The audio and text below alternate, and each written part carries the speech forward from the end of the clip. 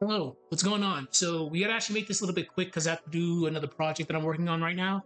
So we're gonna go over the things that we went over yesterday. We'll add a couple of things here and there, but for the most part, yeah, where we got started on the outline and we'll move on from there. But unfortunately, I have to rewrite one of my essays, so bear with me. We'll dedicate more time to this tomorrow. So let's see what we have so far. So you step into a hallway you've been through hundreds of times. Each door should be predictable, each corner familiar, but suddenly they're not. The spaces you've trusted have turned against you. Horror games just don't place monsters, they turn the mind against you. We probably are going to end up using this quote.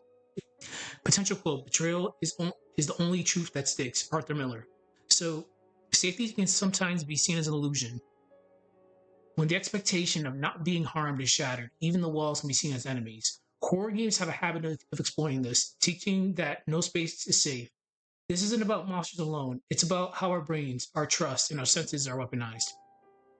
So, as usual, I always talk about the brain because the brain is always one of the big indicators of fear. Like we have our amygdala, which is pretty much the fear center in our brain.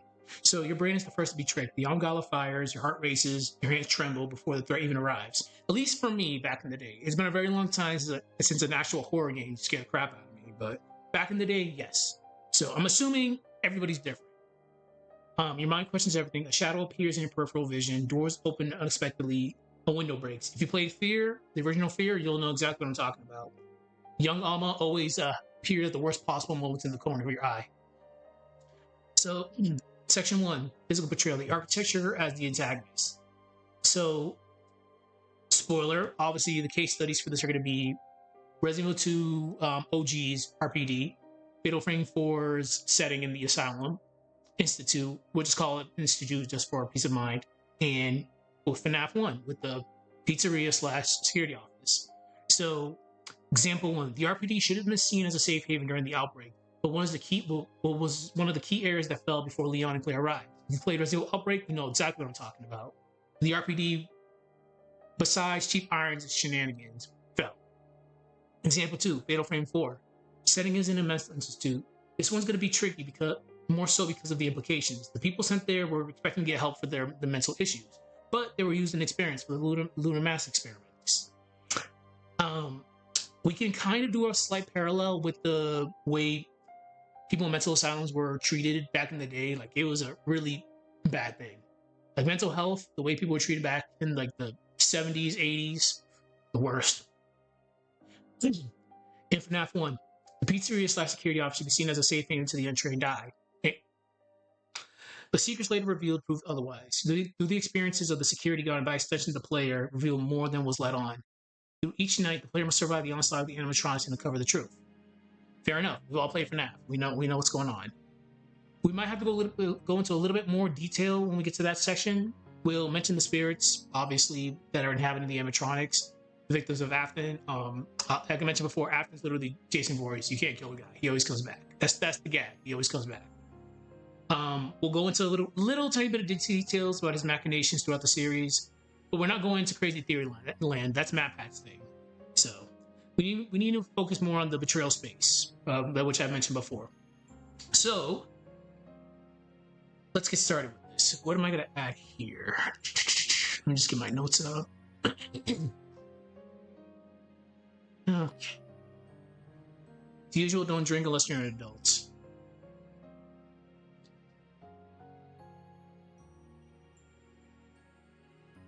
Okay. I got like 20 minutes because I definitely need to get back to rewriting this thing.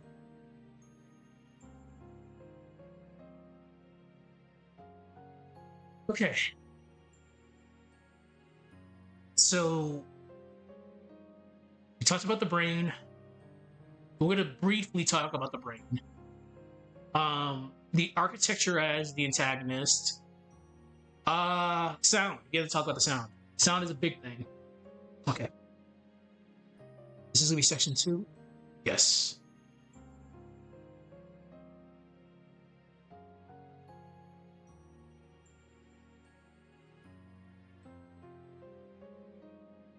Section 2.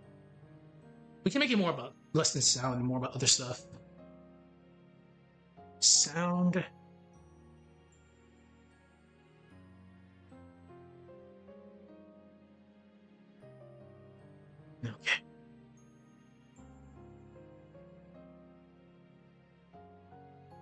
I do hate when I have to speedrun things, but unfortunately, I do have to rewrite that essay, which kind of sucks. It's only 5 pages, but I just don't like the way it sounds. Like I finished another project off stream today because I had plenty of time off of work. I just don't like the way it sounds, so I have to rewrite everything from scratch. So, but let's focus on this for now. Ambience. So, ambience. Such as drones, footsteps,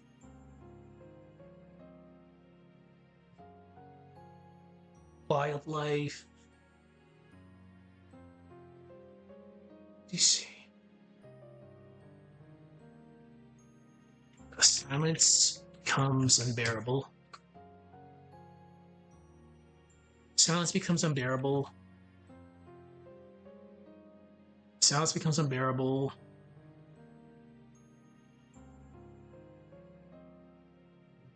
Your mind starts. Your mind starts. Your mind strains. Your mind strains. Mind strains to detect patterns. Especially in older Resident Evil games where ambience was key, using this game as an example, Resident Evil 2. Okay. Your mind strains to detect patterns.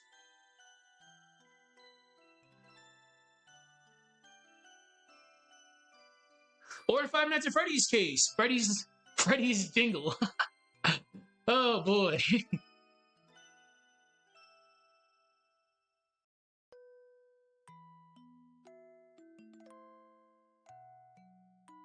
Shoutouts to Code Veronica for some good music right now. Your mind strains to detect patterns. Cues become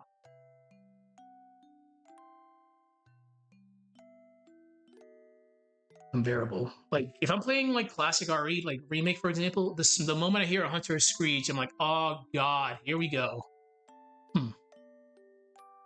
So, but unfortunately, that's too much Code Veronica right now. Yeah, this is fine.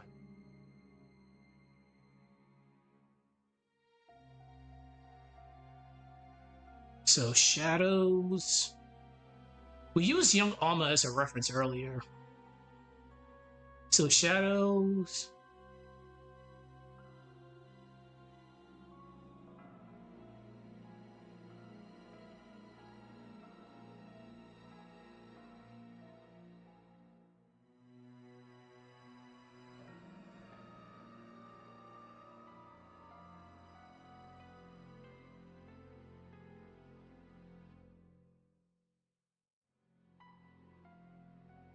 I need an example of this.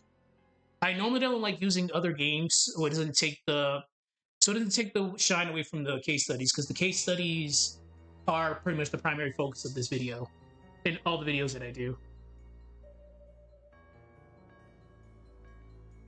Hmm.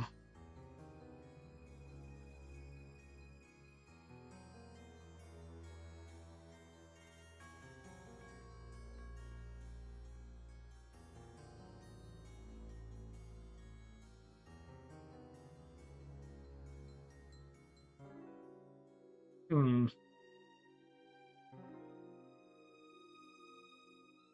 Your brain.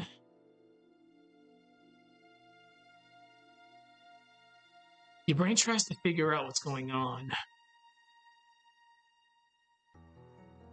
How should I word that? Your brain invents threats. Or maybe it's right.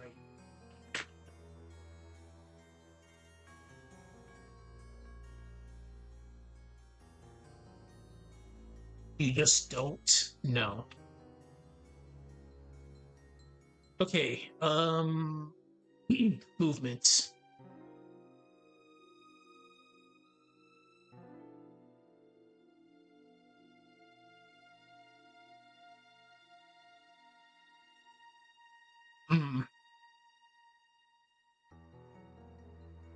Fear. Fear thrives in anticipation.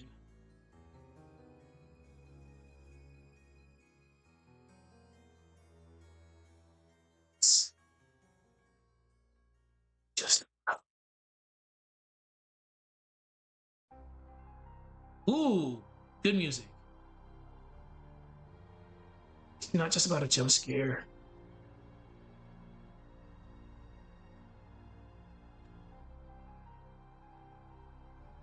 It's the feeling.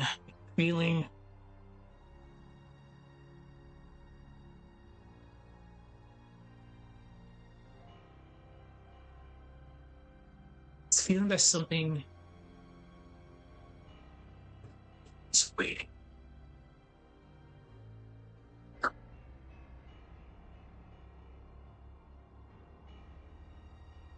Okay.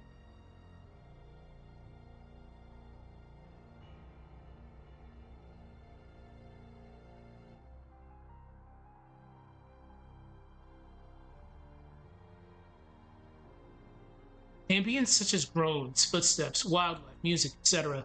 Silence becomes unbearable. Your mind strains to detect patterns, but the cues can become unbearable. Shadows can be deceiving. Things may show up that aren't there. Your brain invents threats, or maybe it's right. You just don't know. Fear thrives in anticipation. It's just not about a jump scare. It's the feeling that something is waiting just out of sight.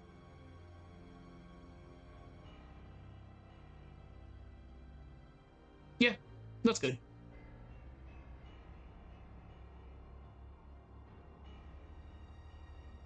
Oh, hi.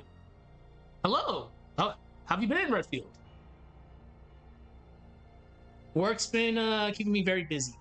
Very busy. But how have you been? YouTube has taken over my life. As you can see, I'm doing case studies.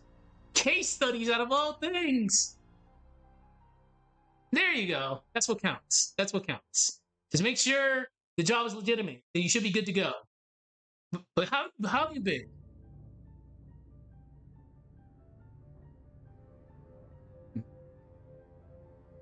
Yes, YouTube is taking over my life. I'm doing case studies on various games. This time around, we're doing when safe areas betray you. So using the RPD as an example, because obviously the RPD, as you know, should have been a safe area, but it wasn't a safe area. Fatal Frame 4, obviously Mental Institute, and the Dark Horses, FNAF. FNAF is funny. FNAF is very funny. But wow, yeah, it's definitely been a while. So hopefully everything's been fine and dandy with you. Unfortunately, I have a deployment coming up soon, so I have to speedrun all these videos I have to get done. It might be Europe, so I might be going to Europe, but we'll see.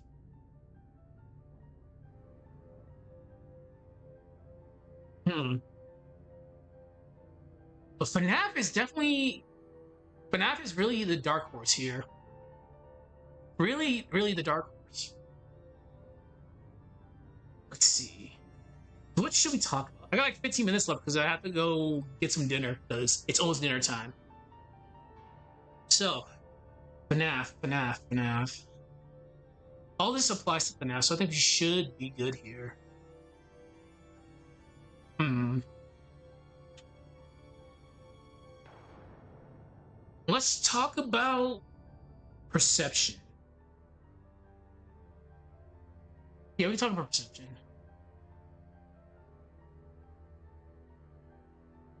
Yeah, perception should be good.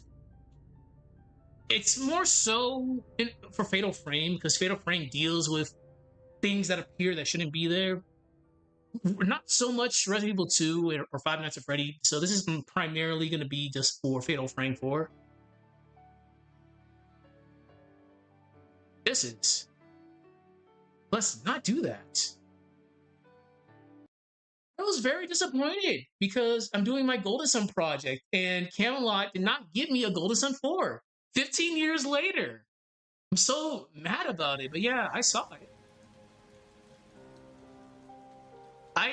Yay. But you get Mario Tennis out of all things. Well, at least we know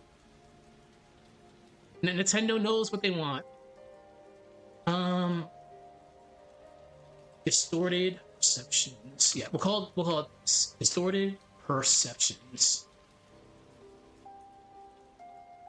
And it sucks because again, like I really want to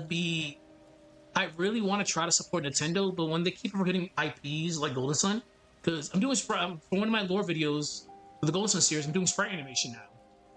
Because back in the day, I used to do sprite animation, and it sucks. It's like the people that stop by is like, wow, this really sucks that we're not getting a fourth game, and it's terrible for them because the ones that make the game is Camelot, which makes Mario Tennis, so they're cooked. I'm very excited. I do admit one thing. I'm excited for Resident Evil Requiem, but I'm not watching any spoilers. No, the internet, because the internet is bad. All I know is Alyssa's there, and I'm like, you're not the Alyssa that I remember. The Alyssa that I remember was a bitch.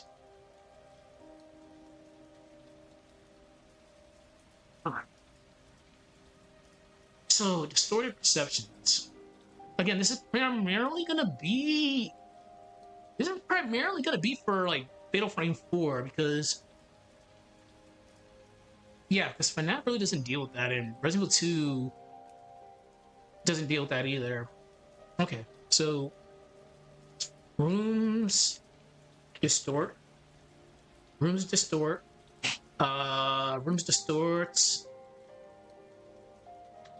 Hallways stretch. Unfortunately, I got like 5 minutes left because I gotta go get food. Hallway stretch. Objects appear where they shouldn't. Objects appear with Balloon Boy. There you go, Balloon Boy. Sort of. Yes, Balloon Boy. Whenever he shows up, I guess that works. Oh man. Yeah, I can't believe I forgot about that little bastard. Balloon Boy. Objects appear where they shouldn't. Objects appear where they shouldn't. Anything else? Wait. Objects appear where they shouldn't. And hold on.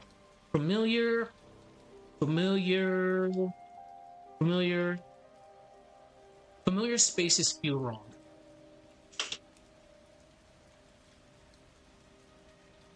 This is kind of... Yes, familiar spaces feel wrong. Usually when something of the supernatural happens.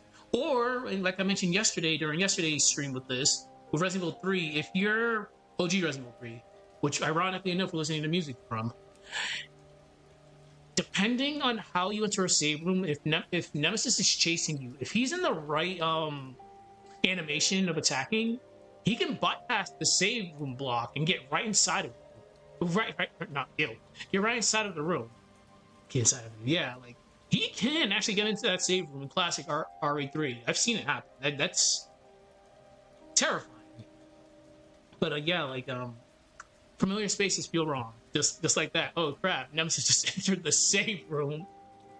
Or again with Nemesis, like when you go into a room, when you're running away from him, and the room's audio doesn't play. It plays the... There's a specific... actually I'll play it right now. Let's see. I'll do like an extra 5 minutes to actually gotta find this. Resident Evil 3 Nemesis theme. Oh, this would be kind of hard to find, actually. Yeah, that's actually gonna be kind of hard to find. Because, again... No, it shouldn't be that hard. Give me 1 second.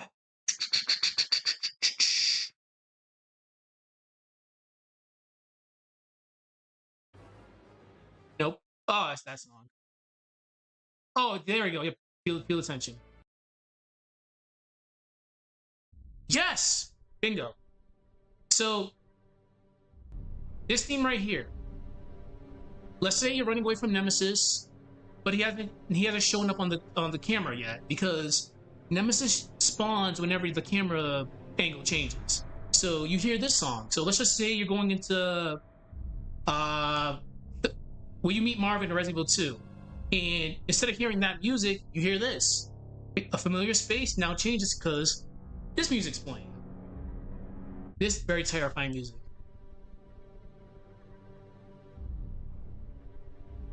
Yeah. I used I'm happy to mention that because I used Haunting Ground for my last video that I released literally the other day about the video was about under the Unblinking Eye, horror games of paranoia. So pretty much how you're always being observed. So I used a lot of Haunting Ground footage there because, as you know from watching me play Haunting Ground, those guys were weirdos. Like in the intro when they're looking through the painting at Fiona getting dressed. But anyways, yeah, like this is a good example. A familiar space gets disrupted. Nemesis is about to show up in this song displays instead of the normal music. Okay. So I'm gonna do like a couple more minutes. Alright. Rooms to store, hallway stretch, objects appear where they shouldn't. Familiar spaces feel wrong. You start remembering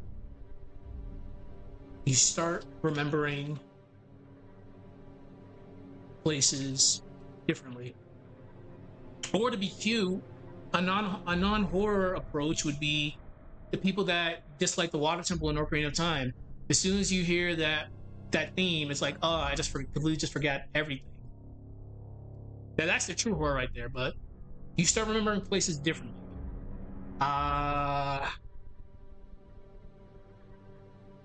Things feel like they are changing. Things feel like they are changing. Things feel like they're changing. Things feel like they're changing. You start to question your senses. You start to question your senses. Okay, next.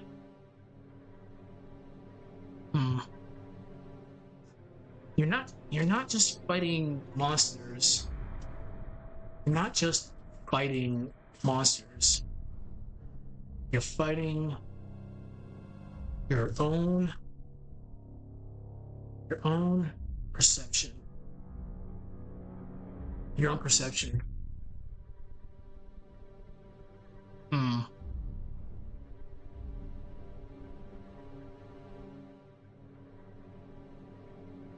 It's just primarily just things that you can visually see that start like acting up. Like a good example would be Layers of Fear. Well, Layers of Fear is like the perfect example for that actually. Or again when if you play Fear 1, when sexy Alma appears. There's child Alma in the beginning doing crazy stuff, then later on adult Alma shows up naked. So sexy Alma. Things just go all over the place. Rooms distort, hallways stretch. Things start happening. People start dying very, very badly. Some of them are illusions. Some of them are not. But yeah, primarily distorted perceptions is a big thing. And like I mentioned, like Redfield mentioned, like Clock Tower Theory is a good example. Audio being different when you enter a room, or specifically like when Nemesis is chasing you and things happen. And